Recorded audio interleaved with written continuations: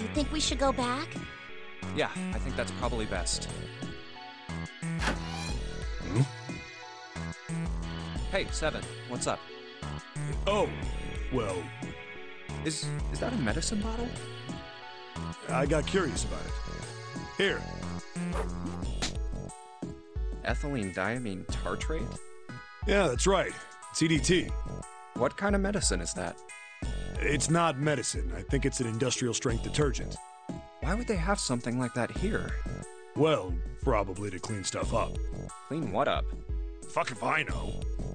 Still, it looks like it's cleaned my brain up. You remember something? Yeah. Well, I remember a story about EDT. Happened about 50 years ago. There was this factory somewhere in America making big old EDT crystals. They were making it to sell as an industrial strength cleaner, like I told you before. But a year after the factory started up, something strange started happening with the crystals they were building. Water molecules started attaching themselves to the EDT crystals. This made them into a sort of mutation of the original crystals, called a hydrate. Once the crystals turn into a hydrate, though, it's useless as a cleaner. The factory had to just dump the crystals. As a hydrate, they were useless. But it didn't end there. After that day, the same thing started happening in EDT factories everywhere, even ones nowhere near that first American factory. They'd been making crystals the same way, with the same materials and the same equipment and environment. But now, all of a sudden, every single crystal they formed turned into a hydrate. In fact, ever since that day, no factory anywhere has been able to make a pure EDT crystal. Even in EDT research done years before, they'd never gotten a hydrate. But after it happened at the first factory, it just spread. It was like, man, how do you say it? Like the molecules were communicating with one another, transmitting information in a way humans couldn't perceive.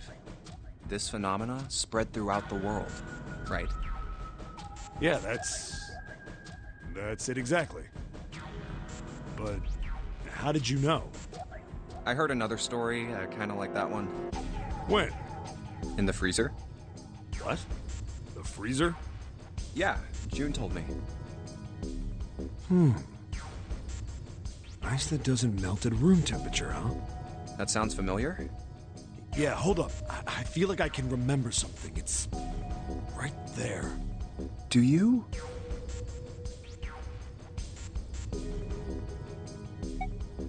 Do you know about Ice 9? Ice 9? Ice 9.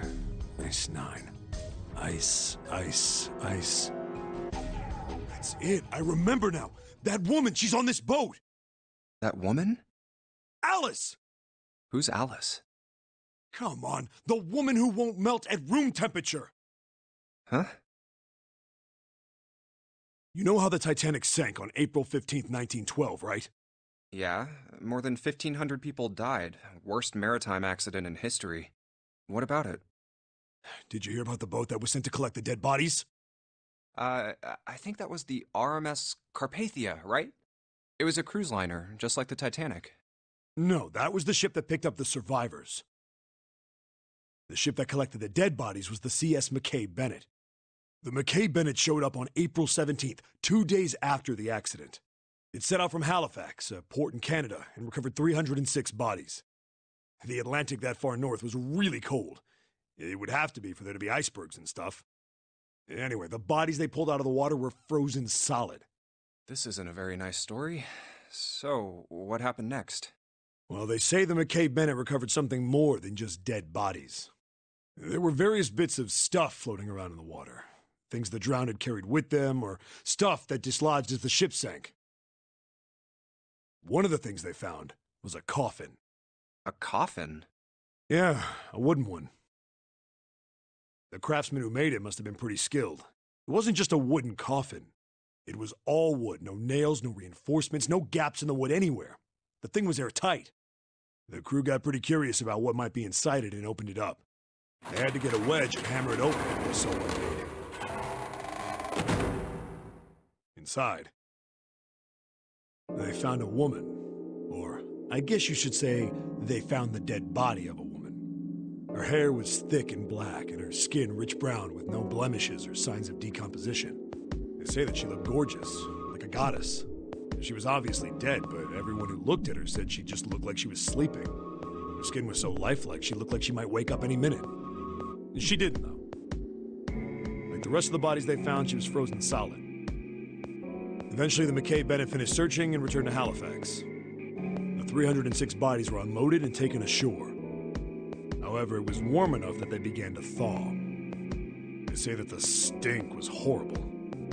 But there was one body that didn't thaw. And that was...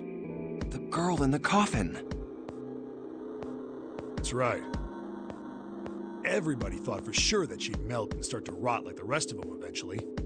But weeks passed and nothing happened. Then a month passed, and another. And it was summer, and she was still frozen solid.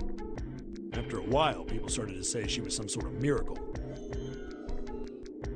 Rumors about her started to spread. People came to visit Halifax from all over. After a while, people started to call her All Ice. Alice. Of course, those rumors didn't last long. Why? Well, she up and disappeared. One day, they say someone snuck into where they were keeping her and stole the body. With the body gone, the rumors followed pretty quickly. After a while, no one remembered her. You might be able to find something about her if you could find a newspaper from back then, but that's about it. Wait, you just said that she was on this boat. Yeah, I did. Alice has got to be somewhere on this ship. Now why the hell would you say something like that? Because I know. And just what is it you know? What happened to Alice after she was stolen? All right, tell me. What happened? Well, around that time, the word was that there was a special black market in New York. All millionaires from all over the world. I've heard that Alice went up for auction there. The person who won the auction was Lord Dashiell Gordain. You've heard that name before, right? Lord Gordain. Oh, isn't he the guy who bought the Gigantic? The Titanic sister ship? Yeah, that's him. Although I guess he hadn't done that yet. What do you mean? Gordain bought Alice in 1912, and 4 years later, in 1916, he bought the Gigantic. And he hid Alice somewhere on the Gigantic. But nobody knows where. He died in 1931. And apparently, he died without ever telling anyone where Alice was hidden. However, what?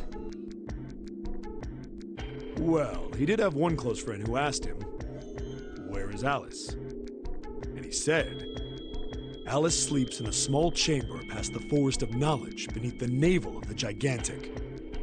What the hell is that? Is it some kind of riddle? Your guess is as good as mine. So that's it. Whatever you think, I believe it. She's hidden somewhere on the Gigantic.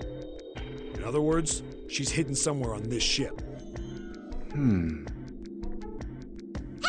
what are you two doing over there?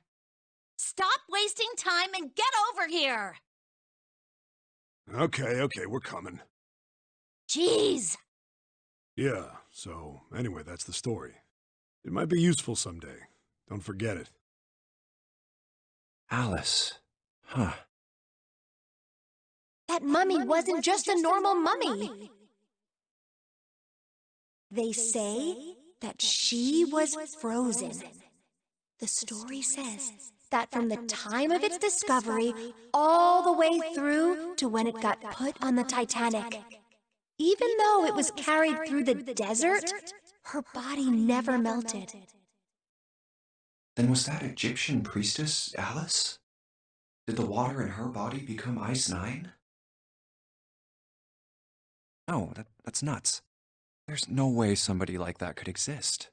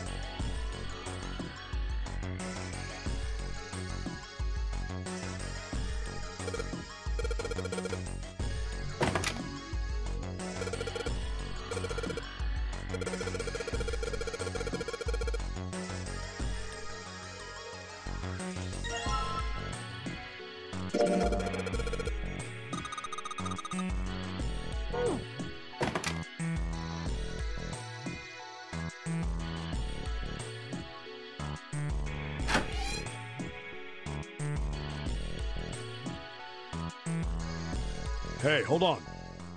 Oh, what's up? Where's Clover? Huh? Oh, god damn it. Where the hell did she go? Okay, just hold on a minute. I'll go get her. Sure thing.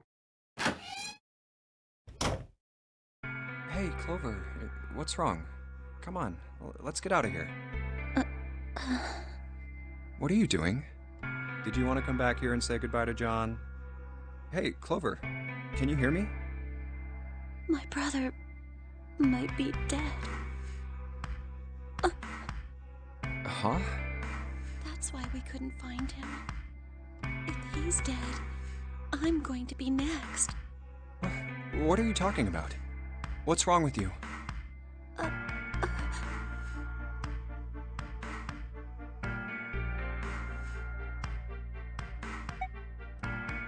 Oh yeah.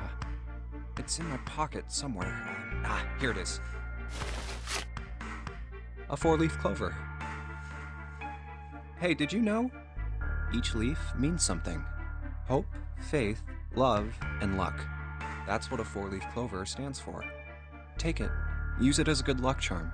Listen to me, Clover. No matter what happens, you can never lose hope. You have to remember what's most important, and that's to have faith and to have love. If you can remember all of those, that'll bring you good luck. Snake, I mean, your brother, he's not dead. He's alive, somewhere. I'm sure of it. You've just gotta believe in that.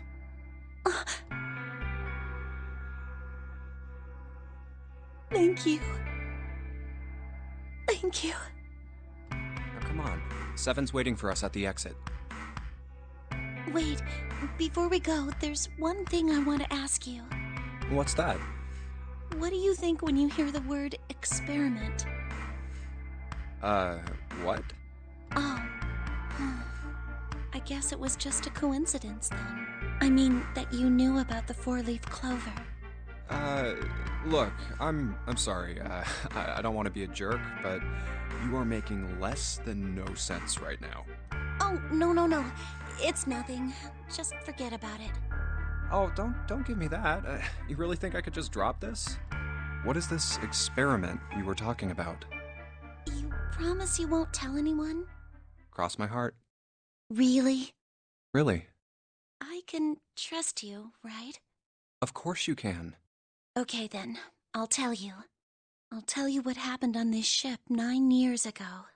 Wait. On this ship? Yeah, this ship. It was an experiment to test some sort of psychic thing. Communicating through these fields that you can't see. Fields that you can't see? Like, think about this. This is John, right? But is he really John? Huh? Isn't this like Locke's socks? Or the ship of Theseus?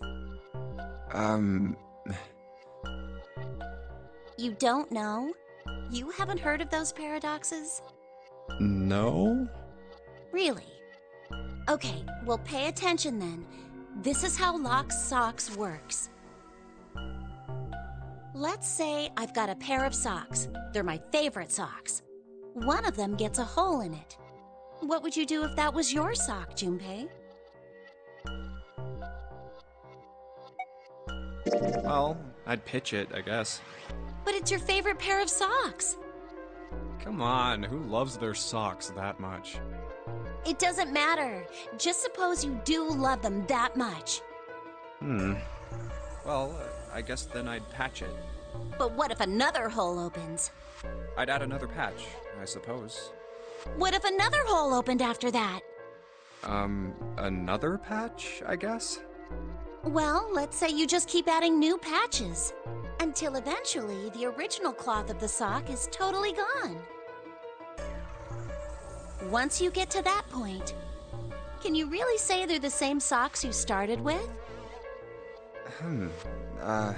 Well, that's tough. So, that's the lock socks thing? Yeah, the ship of Theseus is a lot like it. The ship of Theseus. If you keep fixing the damaged parts of a ship, eventually it ends up with none of the parts it started with. Can you really say that ship is the same one you started with? And what if you took all the old parts from the first ship and built another one somewhere else? Then which ship is the real ship of Theseus? The one you repaired, or the one you built with all the original parts? Hey, do you think it's the same? What's the same? These guys. Is this John, or is it Lucy now? John's head and heart are both his. But apart from those, and a single arm, the rest of his body was once Lucy's. We're just like these mannequins. Think about it. The cells in our body change every day. Old ones die and new ones are born. Maybe part of my arm is made of stuff from a fish I ate once. Or maybe part of your right side is made from a cow you ate. If you take it a little further, those cows and fishes are made from something else too, right? That's how we're all connected. Through fields that can't be seen with the naked eye. Hey, what the hell is taking you two so long? How long are you gonna make me wait? We don't have time to screw around. Oh? What were you two doing? Was this some sort of secret meeting? No, it wasn't. We were just playing with the mannequins. Huh? Let's go, Junpei. Playing with mannequins, huh? Didn't know you were into that kind of thing, Junpei. You're a dick. Alright, I'm gonna open it now. Is that cool? You don't need to keep asking, just do it, alright? Fine then.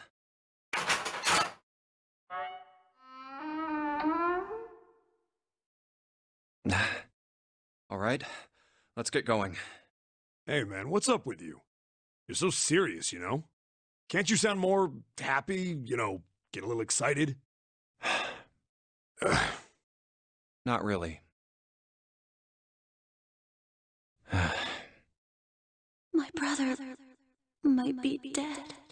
I'm going to be next. Like hell I can. Not after hearing something like that.